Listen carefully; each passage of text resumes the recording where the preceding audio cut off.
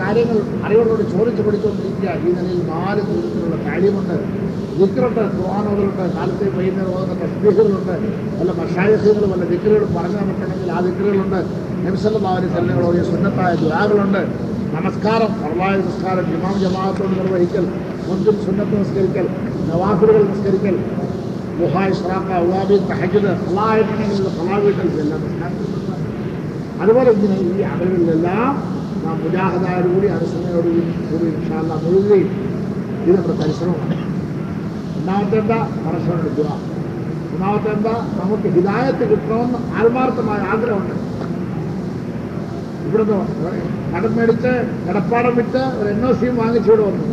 ജോലി കിട്ടിയില്ലല്ലോ, എവിടെയെങ്കിലും ഒരു ജോലി കിട്ടണമല്ലോ എന്ന് എത്രത്തോളം ആഗ്രഹമുണ്ടോ അതിനേക്കാൾ കൂടുതൽ ആഗ്രഹം നമുക്ക് വേണം. പടച്ചവനെ, എൻ്റെ ജീവിതത്തിൽ ഇത്ര കാലം കഴിഞ്ഞു പോയല്ലോ, ബാക്കി എത്രയുണ്ടെന്ന് അറിഞ്ഞുകൂടല്ലോ പടച്ചവനെ, എനിക്ക് നീ ഹിദായത്തിനെ തരണം പടച്ചവനെ, നിന്റെ പൊരുത്തത്തിൽ ജീവിക്കാനുള്ള തൗഫീഖിനെ തരണേ പടച്ചവനെ എന്ന് ആത്മാർത്ഥമായ ആഗ്രഹവും ദുആയും, പരിശ്രമമായി ആഗ്രഹമായി ദുആയി, ഈ 3 കാര്യം നമ്മിൽ നിന്നുണ്ടായാൽ 4ാമത്തെ കാര്യം അള്ളാഹുവിൻ്റെ ഭാഗത്തു നിന്നുള്ള അനുഗ്രഹമാണ്. അത് അള്ളാഹു തആല വലിയ ഔദാര്യവാനാണ്.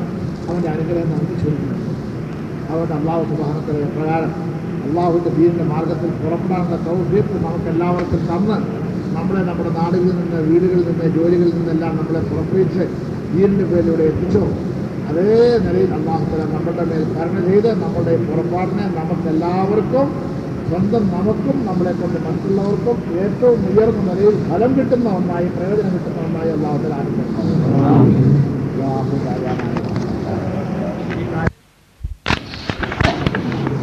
ഇൻഷാ അല്ലാഹ് അത്തരം മജ്ലിസുകളിൽ കൂടി നമുക്ക് കിട്ടുന്ന അറിവ് നമ്മുടെ ജീവിതത്തിൽ നമുക്ക് ഫലപ്പെടും.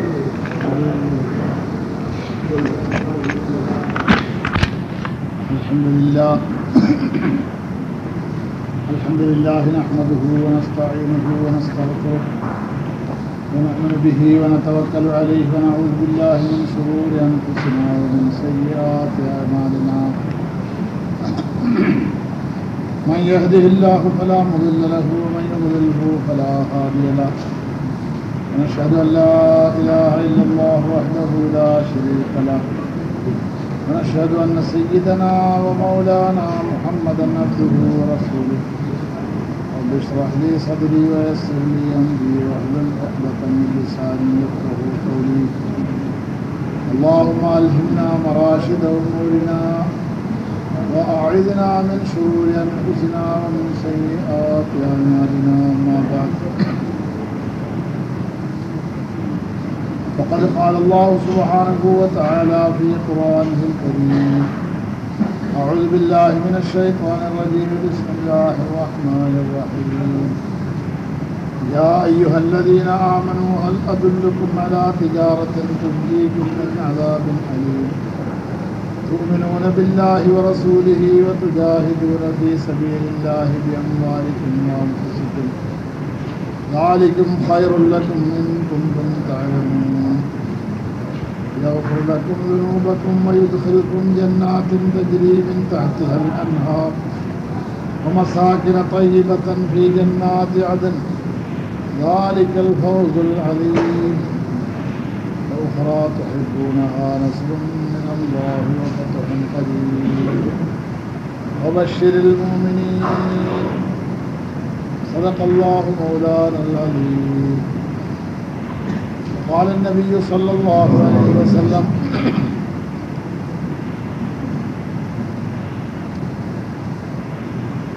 إن في الجنة ل100 درجة أعدها الله للمجاهدين في سبيل الله ما بين الدرجتين كما بين السماء والأرض أو كما قال رسول الله صلى الله عليه وسلم. ബഹുമാനപ്പെട്ട സഹോദരന്മാരെ, സ്നേഹിതന്മാരെ,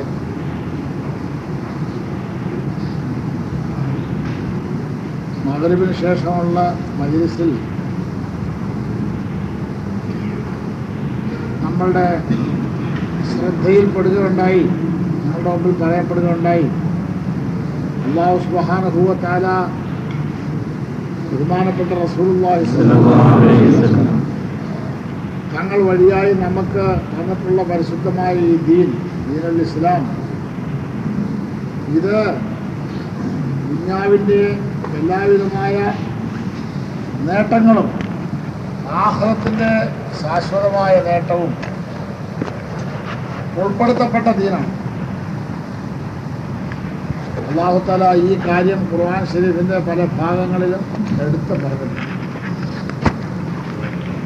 റസൂലുള്ളാഹി സ്വല്ലല്ലാഹു അലൈഹി വസല്ലം തങ്ങളുടെ ഹദീസുകളിൽ കൂടി ഈ കാര്യം നമ്മളെ പല വിധേനയും മനസ്സിലാക്കി തന്നിട്ടുണ്ട്. എന്നാൽ നമ്മളുടെ ഈമാനിയായ ദൗർബല്യം, ഈമാനിയായ ബലഹീനത,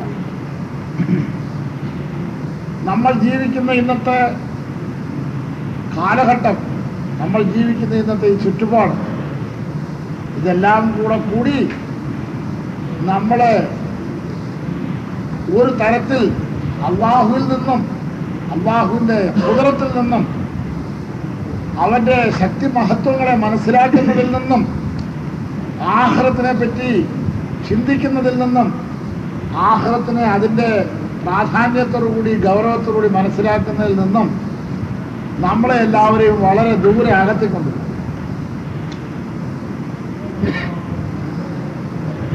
കൂടുതൽ നേരം ദീർഘമായി പ്രസംഗിക്കാനുള്ള ഉദ്ദേശമല്ല, കാര്യം പറയുക എന്നുള്ളതാണ്. പ്രസംഗം പോലെ കണക്കാക്കണ്ട. നമ്മുടെ എല്ലാവരുടെയും വളരെ ശ്രദ്ധ അർഹിക്കുന്ന ഒരു കാര്യത്തെപ്പറ്റി, നാം എല്ലാവരും ശ്രദ്ധിക്കേണ്ട, ഗൗനിക്കേണ്ട, മനസ്സിലാക്കേണ്ട ഒരു കാര്യത്തെപ്പറ്റി നമ്മൾ കൂടിയിരുന്ന് ആലോചിക്കുന്നു, സംസാരിക്കുന്നു എന്ന് കണക്കാക്കിയത്. അല്ലാഹു തആല നമുക്ക് കാര്യങ്ങൾ മനസ്സിലാക്കാൻ തൗഫീഖ് തരട്ടെ. അതുപോലെ ഞാൻ പറഞ്ഞു, അള്ളാഹുവിലുള്ള വിശ്വാസത്തിൻ്റെ ബലഹീനതയും ആഖിറത്തിനെ പറ്റിയുള്ള നമ്മളുടെ വിശ്വാസത്തിൻ്റെ ബലഹീനത, അതിന് നമ്മുടെ ഹൃദയത്തിൽ എത്രത്തോളം പ്രാധാന്യം ഉണ്ടായിരിക്കണമോ ആ പ്രാധാന്യം നമ്മുടെ ഹൃദയത്തിൽ ഇല്ലാതെ പോയത്, ഇതെല്ലാം കൂടി നമ്മളെ ദീനിൽ നിന്ന് വളരെ അകത്തിക്കൊണ്ടിരിക്കും. ഇന്ന് നമ്മളുടെ എല്ലാവരുടെയും മുമ്പിൽ എപ്പോഴും പ്രധാനമായ വിഷയം നമ്മൾ കാണുന്ന ഈ ദുന്യവിയായ ജീവിതത്തിലെ താൽക്കാലികമായ നേട്ടങ്ങൾ. താൽക്കാലികമായ നമ്മുടെ ഈ ദുന്യവിയായ ജീവിതത്തിലെ നേട്ടം നമുക്ക് കൈവരിക്കാൻ വേണ്ടി ലോകം ഏത് വഴിക്ക് പോകുന്നോ ആ വഴിക്ക് നാമും പൊയ്ക്കളയാമെന്നുള്ള ഒരു ചിന്തയാണ് നമ്മൾക്ക്. നമ്മൾ ആ ചിന്തയ്ക്ക് അനുകൂലമല്ലാത്തത് കൊണ്ട് അള്ളാഹുവിൻ്റെ കൽപ്പനകളും നബി സല്ലല്ലാഹു അലൈഹി വസല്ലമയുടെ കൽപ്പനകളും നമ്മുടെ മേൽപ്പറഞ്ഞ ചിന്തയ്ക്ക് അനുകൂലമല്ലാത്തതുകൊണ്ട് ദീനിനെ നമ്മൾ ബോധപൂർവ്വം തള്ളിക്കളഞ്ഞിട്ട് ഒരു കൂട്ടം ആളുകൾ ദീനിനെ നിഷേധിച്ചു. പ്രവൃത്തിയിലും ദീനിനെ തള്ളിക്കളഞ്ഞു, വാക്കുകൊണ്ടും അവർ ദീനിനെ തള്ളിക്കളഞ്ഞു. ഇന്നത്തെ കാലത്ത് ഈ ദീനൊന്നും കൊള്ളില്ല. പിന്നെ ഒരു കൂട്ടം ആളുകൾ നാവ് കൊണ്ടൊന്നും ദീനിനെ പറ്റി എതിര് പറയുന്നില്ലെങ്കിലും ജീവിതത്തിൽ ദീനിനെ കൈവഴിയോ. സഹോദരന്മാരെ, അള്ളാഹുവിൻ്റെ ദീൻ അള്ളാഹുവിന് വളരെ വലുതാണ്. അള്ളാഹു സുബ്ഹാനഹു വ തആലക്ക് ദീനിനോട് എത്രത്തോളം മതിപ്പുണ്ടെന്ന് മനസ്സിലാക്കാൻ ഒരു കാര്യം നമ്മൾ ചിന്തിച്ചാൽ മതി. അള്ളാഹുവിൻ്റെ സൃഷ്ടികളിൽ അള്ളാഹു തആലക്ക് ഏറ്റവും പ്രിയപ്പെട്ടവരായ നബിമാരെ അള്ളാഹു ഈ ദീനിന് വേണ്ടി അവരുടെ ജീവിതകാലം മുഴുവൻ അർപ്പണം ചെയ്ത് പാടുപെടാൻ പറഞ്ഞു. ഖുർആൻ ശരീഫിൽ ഒരു സ്ഥലത്ത് റസൂലുള്ളാഹി സ്വല്ലല്ലാഹു അലൈഹി വസല്ലം അല്ലാഹു തആല പറയുന്നുണ്ട്, അല്ലാഹു തആല പറഞ്ഞു നബി സല്ലല്ലാഹു അലൈഹി വസല്ലം ഖുബില്ലൈല ഇല്ലാ ഖലീലൻ നിസ്ഫഹു അവ യൻഖുസ് മിൻഹു ഖലീല ഔ സിദ് അലൈഹി വറത്തിൽ ഖുർആന തർത്തീല ഇന്നാ സനുൽഖി അലൈക ഖൗലൻ തഖീല എന്ന് തുടങ്ങുന്ന ആയത്തിൽ അല്ലാഹു സുബ്ഹാനഹു വ തആല നബി സല്ലല്ലാഹു അലൈഹി വസല്ലം തങ്ങളോട് രാത്രിയുടെ കുറേ ഭാഗങ്ങളിൽ നിന്ന് തങ്ങൾ നമസ്കരിക്കുക, ബാക്കിയുള്ള കുറെ സമയം തങ്ങൾ വിശ്രമിക്കുക, ഉറങ്ങുക, തങ്ങളുടെ ശരീരത്തിന് റാഹത്ത് കിട്ടത്തക്ക നിലയിൽ തങ്ങൾ ശരീരത്തിന് വിശ്രമം കൊടുക്കുക എന്ന് അല്ലാഹു തആല ഉപദേശിച്ചു. ആയത്തിന്റെ ഉദ്ദേശം പറയാം.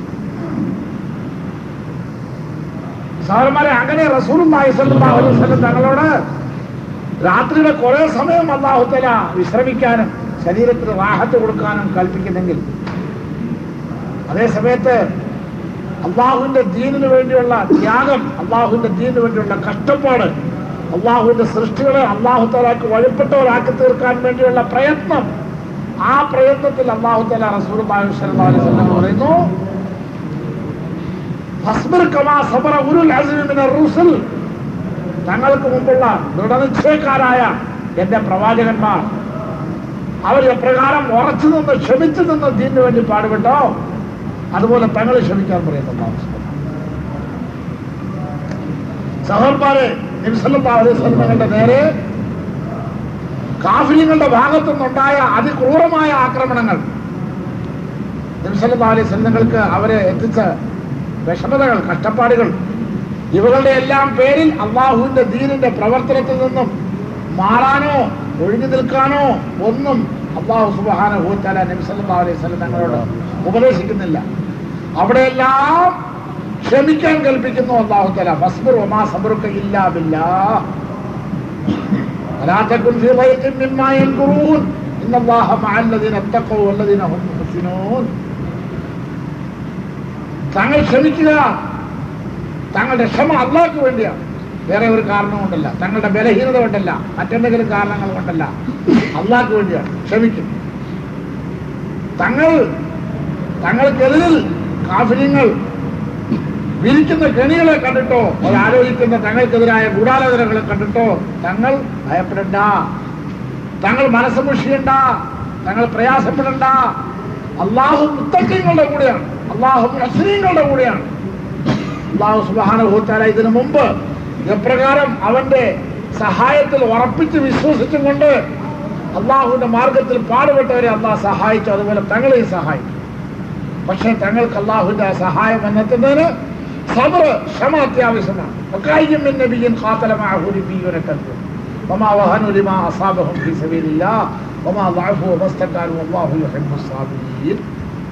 ഈ ആയത്തിൽ കൂടെയല്ല അള്ളാഹു സുബ്ഹാനഹു വ തആല മുൻകാലത്തുള്ള നബിമാർ, അവരുടെ അനുയായികൾ, അക്കാലഘട്ടത്തിൽ എല്ലാം ഹഖിന്റെ മാർഗത്തിൽ ഉറച്ചു നിന്നവർ അനുഭവിച്ച ത്യാഗങ്ങൾ, അവർ സഹിച്ച കഷ്ടപ്പാടുകൾ, ഇതിനെപ്പറ്റിയെല്ലാം അല്ലാഹു തആല ഖുർആൻ ശരീഫിൽ എടുത്തു പറഞ്ഞു.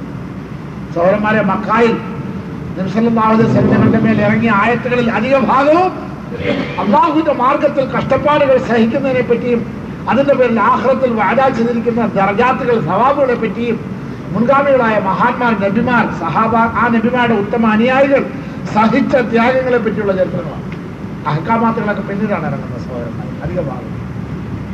അപ്പോൾ ചുരുക്കത്തിൽ പറഞ്ഞതിന്റെ കാര്യം, അല്ലാഹു സുബ്ഹാനഹു വ തആല അവന്റെ മഹബൂബീങ്ങളായ അൻബിയാക്കന്മാരെ ദീനിനു വേണ്ടി കഷ്ടപ്പെടുത്തി. മൂസാ നബി അലൈഹി സ്വലാം എന്തോരം കഷ്ടപ്പെട്ടു, ഈസാ നബി അലൈഹി സ്വലാം എത്രത്തോളം കഷ്ടപ്പാടുകൾ സഹിച്ചു, ഇബ്രാഹിം നബി അലൈഹി സ്വലാം എത്രത്തോളം കഷ്ടപ്പാടുകൾ സഹിച്ചു. സഹോദരന്മാരെ, ഈ നബിമാരെല്ലാം കഷ്ടപ്പാടുകൾ സഹിച്ചു എന്ന് മൊത്തത്തിൽ നമ്മളെല്ലാവരും പറയാറുണ്ട്, കേൾക്കാറുണ്ട്. അവിടെ നമ്മളൊരു കാര്യം മനസ്സിലാക്കണം. അതെന്താന്ന് വെച്ചാൽ, എല്ലാ നബിമാരുടെയും ചരിത്രത്തിൽ നമുക്ക് ഒരു പ്രധാന വിഷയം ചിന്തിക്കാനും മനസ്സിലാക്കാറുണ്ട്. അല്ലാഹു സുബ്ഹാനഹു വ തആല നബിമാരെ ഹിദായത്തിന്റെ വഴിയും കൊടുത്ത് ജനങ്ങളെ ആ മാർഗത്തിലേക്ക് ക്ഷണിക്കാനായി അല്ലാഹു തആല അയക്കുന്ന കാലങ്ങളിലെല്ലാം ഭൗതികമായ ശക്തി കൈവശം വെച്ചിരിക്കുന്നവർ ആ നബിമാർക്കെതിരായിരുന്നു. ഇബ്രാഹിം നബി അലൈഹി സ്വലാമിനെ നമ്രൂദ് എതിരില്ലായിരുന്നു, ഫിർഔൻ മൂസാ നബി അലൈഹി സ്വലാമിന് എതിരില്ലായിരുന്നു, അതുപോലെ റസൂലുള്ളാഹി സ്വല്ലല്ലാഹു അലൈഹി വസല്ലം തങ്ങൾക്കെതിരില്ലായിരുന്നു മക്ക കുഫാറുകൾ, അതുപോലെ തന്നെ കിസ്റ കൈസറിന്റെ താക്കത്തുകളെല്ലാം. ലാഹിരിയായ ഹാലത്ത്, ബാഹ്യമായ അന്നത്തെ അവസ്ഥ, ലാഹിരിയായ അവസ്ഥ, നബിമാർ ഏതൊരു മാർഗത്തിലേക്കാണോ ജനങ്ങളെ ക്ഷണിക്കുന്നത് ആ മാർഗത്തെ പിൻപറ്റുന്നത് കൊണ്ട് പലതരത്തിലുള്ള പരാജയവും പലതരത്തിലുള്ള നഷ്ടങ്ങളും കഷ്ടങ്ങളും വരാനുള്ള സാധ്യതകളാണ് എല്ലാ കാലഘട്ടത്തിലും ഉണ്ടായിരുന്നത്. വിശദീകരിച്ച് പറയുന്ന സന്ദർഭം ഉദാഹരണമായി പറഞ്ഞാൽ ഇബ്രാഹിം നബി അലൈഹി സ്വലാം, ഇബ്രാഹിം നബി അലൈഹി സ്വലാം പരമ്പരയായ ഒരു പൂജാരി കുടുംബത്തിലുള്ള ആളാണ്. ചരിത്രമെല്ലാം വിശദീകരിച്ച് പറയുന്നത്. ഇബ്രാഹിം നബി അലൈഹി സ്വലാമിന് എത്രത്തോളം ആ പരമ്പരയായി അദ്ദേഹത്തിന് കിട്ടിയിരുന്ന ആ പദവിയിലും ആ ഉദ്യോഗത്തിലും അദ്ദേഹത്തിന് എത്രത്തോളം നേട്ടങ്ങളും രാജ്യത്ത് എത്രത്തോളം വലിയ അന്തസ്സും ഉയർവും ഉണ്ടായിരുന്നു വെച്ചാൽ, രാജാവ് പോലും ഈ പൂജാരി കുടുംബത്തെ അനുസരിച്ച് ജീവിച്ചിരുന്നു. കാരണം ആ കാലത്തെല്ലാം രാജാവ് എന്തെങ്കിലും ഒരു കാര്യം ചെയ്യണമെങ്കിൽ പ്രശ്നം വെച്ച് നോക്കും. ഇപ്പൊ യാത്ര ചെയ്യാമോ, ഇപ്പൊ ഈ കാര്യം ചെയ്യാമോ, ഇപ്പൊ പട്ടാളത്തിനെ അയക്കാമോ, ഇപ്പൊ യുദ്ധം തുടങ്ങാമോ, ഏത് കാര്യമാണെങ്കിലും അമ്പലത്തിലെ പൂജാരിമാരെ കൊണ്ട് ഗണിച്ച് നോക്കിപ്പിക്കാതെയും അവരെ കൊണ്ട് പ്രശ്നം വെച്ച് നോക്കിപ്പിക്കാതെയും അവർ തുള്ളി പറയാതെയും ഒന്നും ഒരു കാര്യവും ചെയ്യണം.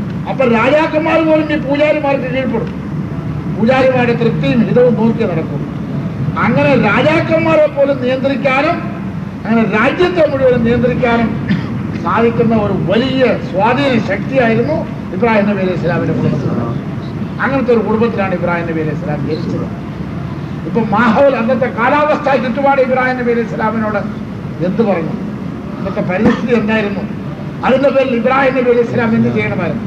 പരമ്പരയായി നമുക്ക് ഈ നാട്ടിൽ കിട്ടിയിരിക്കുന്ന രാജാവിന്റെ, ഈ രാജ്യത്തിനെ ഭരിക്കുന്ന ഭരണകർത്താവിന്റെ പ്രധാന കോയിലായ ക്ഷേത്രമായ അമ്പലത്തിലെ പൂജാരിയാണ് നമ്മുടെ അധികാരവും ആ പദവിയും നിലനിർത്തിക്കൊണ്ട് നമ്മൾ പോയാൽ നമുക്ക് ഈ നാട്ടിലെല്ലാ സ്ഥാനമാനങ്ങളും ഉണ്ട്. ജനങ്ങളുടെ ഇടയിൽ അന്തസ്സുണ്ട്, മതിപ്പുണ്ട്, വരുമാനമുണ്ട്, എല്ലാം ഉണ്ട്. പണമുണ്ട്, പദവിയുണ്ട്, അന്തസ്സുണ്ട്, ഇസ്സത്തുണ്ട്, എല്ലാം ഉണ്ട്. ഇതിനെതിരായി ബഹുമാനപ്പെട്ട ഇബ്രാഹിം നബി അലൈഹി സ്വലാം അള്ളാഹുലേക്ക് ജനങ്ങളെ ക്ഷണിക്കുകയും അള്ളാഹു ഇബ്രാഹിം നബി അലൈഹി സ്വലാമിനോട് കൽപ്പിച്ച ആ കൽപ്പന അനുസരിച്ച് ഇബ്രാഹിം നബി അലൈഹി സ്വലാം ജനങ്ങളെ അള്ളാഹുവിലേക്ക് വിളിക്കുകയും ചെയ്യുമ്പോൾ ഇതെല്ലാം നഷ്ടപ്പെട്ടു പോകുന്നു ഇബ്രാഹിം നബി അലൈഹി സ്വലാം. ഇതാണ് വാഹിരിയായ അവസ്ഥ. ആരംഭകാലത്തെ അനുഭവങ്ങളും ഇതാണ്. പക്ഷെ സഹോദരന്മാരെ, ഇബ്രാഹിം നബി അലൈഹി സ്വലാം ഉറച്ചു നിന്നു, ഹക്കിന്റെ മാർഗത്തിൽ ഉറച്ചു നിന്നു, ജനങ്ങളെ അള്ളാഹുവിലേക്ക് ക്ഷണിച്ചു. കാലത്തിനെതിരായി, ചുറ്റുപാടിനെതിരായി, നാട്ടിനെതിരായി, അന്നത്തെ പരിസ്ഥിതികൾക്കെതിരായി. സാധാരണ ബുദ്ധി കൊണ്ട് ചിന്തിച്ചാൽ ആ ബുദ്ധി ചിന്ത അനുസരിച്ച് ഏത് രൂപത്തിലാണോ ചെയ്യേണ്ടത് അതിനെല്ലാം നേരെതിരായി ബഹുമാനപ്പെട്ട ഇബ്രാഹിം നബി അലൈഹി സ്വലാം തൗഹീദിന്റെ കലിമത്ത് ഉയർത്തി ഹക്ക്, യഥാർത്ഥമായ ഹക്കായ ദീനിലേക്ക് ജനങ്ങളെ ക്ഷണിച്ചു. ഇബ്രാഹിം നബി അലൈഹി സ്വലാമിന് പലതരത്തിലുള്ള ബുദ്ധിമുട്ടുകളുണ്ടായി. അതെല്ലാം നമ്മൾ കേട്ട് കാണും. അതിൽ ഉറച്ചിരുന്നു ഇബ്രാഹിം നബി അലൈഹി സ്വലാം. എവിടെ പറയുന്നത് വെച്ചാൽ അവസാനം തങ്ങളുടെ പ്രവർത്തനവും തങ്ങളുടെ പ്രസ്ഥാനവും തങ്ങളുടെ ദഅവത്തും വിജയിക്കുന്നത് പോകട്ടെ, തങ്ങളെ ഭയങ്കരമായ തീക്കുണ്ടത്തിൽ വീണ് അങ്ങനെ തന്നെ കരിഞ്ഞ് പൊസുങ്ങിപ്പോകും എന്നുള്ള നിലയിൽ താനേയില്ല എന്നതിന് ബാക്കി എന്താ ഉള്ളത്? ഇബ്രാഹിം നബി അലൈഹി സ്വലാം അതിലേ ഭയപ്പെട്ടു. അള്ളാഹു സുബ്ഹാനഹു വ തആലയുടെ കൽപ്പന പ്രകാരം അള്ളാഹുവിന്റെ മാർഗത്തിൽ അള്ളാഹുവിന്റെ സൃഷ്ടികളെ അള്ളാഹുലേക്ക്, ഹക്കിന്റെ മാർഗത്തിലേക്ക്, തൗഹീദിന്റെ വഴിയിലേക്ക് ക്ഷണിക്കുന്ന കാര്യത്തിൽ ഇബ്രാഹിം നബി അലൈഹി സ്വലാം എത്ര ഭയങ്കരമായ പരീക്ഷണമാണ് അതിലേക്ക് വന്നെങ്കിൽ എല്ലാ വർഷവും. അർഫുൽ ഇഖ്ബാൽ പറഞ്ഞതുപോലെ ഒരു അദ്ദേഹം സ്ഥലത്ത് പറയുന്നുണ്ട്, ആതിശേ നമ്രൂദിനെ കൂതുപടാ ഇഷ്ക്. നമ്രൂദിന്റെ തീയെ കണ്ടിട്ട് ഭയന്നില്ല. ഇബ്രാഹിം നബി അലൈഹി സ്വലാമിന് അള്ളാഹുവിനോടുണ്ടായിരുന്ന അതിലത്തെ സ്നേഹം, യഥാർത്ഥമായ പ്രേമം കാരണമായി അദ്ദേഹം ആളിക്കത്തുന്ന ഭയങ്കരമായ തീ ജ്വാലയിലേക്ക് അദ്ദേഹം എടുത്തിയാക്കി. എന്നാൽ ആ പരിതസ്മീയത, അഖ്ലത, മഹവ, തമാശായ, അതായത് മനുഷ്യന്റെ ബുദ്ധി ആ സമയത്ത് ഇബ്രാഹിം നബി അലൈഹി സ്വലാം ചെയ്ത പ്രവൃത്തി എന്താണോ ആ പ്രവൃത്തിക്ക് അനുവാദം നൽകുന്നില്ല. ഇതെന്തൊരു അവസ്ഥയാണ്, ഇതെന്തൊരു ചുറ്റുപാടാണ്, ഇപ്പോൾ എന്താ ചെയ്യേണ്ടതെന്ന് മനുഷ്യനെ ബലഹീനനാക്കി പുറകോട്ട് തള്ളുന്ന ഒരവസ്ഥയിലാണ് ബുദ്ധി. പക്ഷെ ആ ബുദ്ധിക്ക് വഴങ്ങില്ല ബഹുമാനപ്പെട്ട ഇബ്രാഹിം നബി അലൈഹി സ്വലാം. അള്ളാഹുവിനുള്ള പ്രേമം, അള്ളാഹുവിനോടുള്ള സ്നേഹം, അള്ളാഹുവിനുള്ള വിശ്വാസം ഭയങ്കരമായ തീക്കുട്ടത്തെയും വകവയ്ക്കാതെ അതിലെടുത്ത് ചാടാൻ ഇബ്രാഹിം നബി അലൈഹി സ്വലാമിനെ പ്രേമിച്ചു. സഹോദരന്മാരെ, അവസാനം ആലോചിച്ചു, ഇബ്രാഹിം നബി അലൈഹി സ്വലാം വിജയിച്ചു. നമ്രൂദും അവന്റെ താക്കത്തും തകർന്നുപോയി. എല്ലാ നബിമാരുടെയും കാലഘട്ടത്തിലെ ചരിത്രം നമ്മളെ ഇത് പഠിപ്പിക്കുന്നു. അപ്പോൾ സഹോദരന്മാരെ, പരിശുദ്ധമായി ഈ ദീനിനൊരു മിസാജുണ്ട്, ഒരു സ്വഭാവം. ഈ ദീനിനൊരു ഗുണമുണ്ട്. എന്താണ്?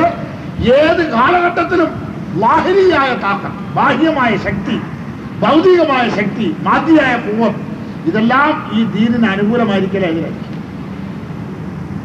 ഏത് കാലഘട്ടത്തിലും റസൂലുള്ളാഹി സ്വല്ലല്ലാഹു അലൈഹി വസല്ലമയുടെ കാലത്ത് എന്തായിരുന്നു? ഓരോ സന്ദർഭത്തിലും എന്തായിരുന്നു? നബി തങ്ങളുടെ വഫാത്തിന് ശേഷം എന്തായിരുന്നു സഹാബാക്കളുടെ മുമ്പിലത്തെ അവസ്ഥ? സഹോദരന്മാരെ, സഹാബാക്കളും അന്നത്തെ അവസ്ഥയെ നോക്കിയിട്ട് നമ്മൾ എന്താ ചെയ്യേണ്ടതെന്ന് അവർ തീരുമാനിച്ചിരുന്നെങ്കിൽ, ബഹുമാനപ്പെട്ട ആയിഷ റളിയല്ലാഹു തആല അൻഹ അവർ പറയുന്ന പോലെ, നബി തങ്ങളുടെ വഫാത്തിന് ശേഷം അബൂബക്കർ റളിയല്ലാഹു അൻഹു ഖലീഫ ആകുന്നില്ല എങ്കിൽ ലഅലമത്തുൽ മദീനത്തു നാറ. ആയിഷ ബീവി റളിയല്ലാഹു അൻഹ മദീന തീപറ്റി പോയത്. സഹാബാക്കൾ ചോദിച്ചു ആയിഷ ബീവി റളിയല്ലാഹു അൻഹയോട്, നിങ്ങൾ പറഞ്ഞ ഈ വാക്ക് എന്താ അർത്ഥം ഞങ്ങൾക്ക് മനസ്സിലാകുന്നില്ല. അബൂബക്കർ റളിയല്ലാഹു അൻഹു അഫ്ളലുൽ ബശരി ബഅദൽ അംബിയാ, നബിമാർ കഴിഞ്ഞാൽ പിന്നെ ഏറ്റവും ശ്രേഷ്ഠരാണെന്നുള്ളത് മുസല്ലം, ഞങ്ങൾക്ക് എല്ലാവർക്കും സമ്മതമാണ്, അംഗീകരിക്കപ്പെട്ടൊരു കാര്യം. നബി തങ്ങളുടെ ഏറ്റവും വലിയ മുഖറബായിരുന്നു, മെഹബൂബായിരുന്നു, സിദ്ദീഖ് എന്നുള്ള പദവി ലഭിച്ച മഹാനായിരുന്നു. ഇതെല്ലാം ഞങ്ങൾക്ക് സമ്മതമാണ്. പക്ഷേ അബൂബക്കർ സിദ്ദീഖ് റളിയല്ലാഹു അൻഹു ഖിലാഫത്ത് ഏറ്റെടുക്കുന്നില്ലായിരുന്നുവെങ്കിൽ മദീന തീപറ്റി പോയനെ എന്ന് പറയുന്നല്ലോ ബാക്കിയുള്ള അജില്ലത്തു സഹാബത്ത്, അക്കാബുർ സഹാബത്ത്, മഹാമാര സഹാബിൻ ബദർ, ബൈഅത്തുൽ അഖബയിൽ പങ്കുകൊണ്ടവർ ഇവരെല്ലാം ഉണ്ടല്ലോ, അവർക്കൊന്നും ഒരു മതിപ്പുമില്ലേ എന്ന് ചോദിച്ചു ബഹുമാനപ്പെട്ട ആയിഷ ബീവി റളിയല്ലാഹു അൻഹ. അപ്പോൾ ആയിഷ ബീവി റളിയല്ലാഹു അൻഹ മറുപടി പറഞ്ഞു, നബി തങ്ങളുടെ വഫാത്തിന് ശേഷം ഏതൊരു അഭിപ്രായത്തിൽ അബൂബക്കർ റളിയല്ലാഹു അൻഹു ഉറച്ചു നിന്നോ ആ അഭിപ്രായം ആ സമയത്ത് മറ്റാർക്കില്ല. എന്താ അബൂബക്കർ സിദ്ദീഖ് റളിയല്ലാഹു അൻഹുവിന്റെ അഭിപ്രായം? അബൂബക്കർ സിദ്ദീഖ് റളിയല്ലാഹു അൻഹുവിന്റെ അഭിപ്രായം, നബി തങ്ങളുടെ വഫാത്തിന് ശേഷം ദീനിന്റെ ഏതൊരു പ്രവർത്തനം നബി തങ്ങൾ തുടർന്ന് നടത്തിക്കൊണ്ടിരുന്നോ അതിന് യാതൊരു വിഘ്നവും വരുത്താതെ, തടസ്സവും വരുത്താതെ അതേ നിലയിൽ തുടർന്നു പോകും. കാലാവസ്ഥ നോക്കാൻ പാടില്ല, പരിസ്ഥിതി നോക്കാൻ പാടില്ല, ചുറ്റുപാട് നോക്കാൻ പാടില്ല. അതെല്ലാം പടച്ചവന്റെ കയ്യിലാണ്. നമ്മുടെ കടമ അള്ളാഹുവിന്റെ ദീനിനെ കാക്കലാണ്, അള്ളാഹുവിന്റെ ദീനിന് വേണ്ടി പരിശ്രമിക്കലാണ്. ആ ദീൻ നമുക്ക് എല്ലാ നിലയിലുള്ള നേട്ടവും തന്നോളും, ആ ദീനിൽ കൂടി നമുക്ക് എല്ലാ രക്ഷയും കിട്ടിക്കോളും. ഇതായിരുന്നു അബൂബക്കർ സിദ്ദീഖ് റളിയല്ലാഹു അൻഹു.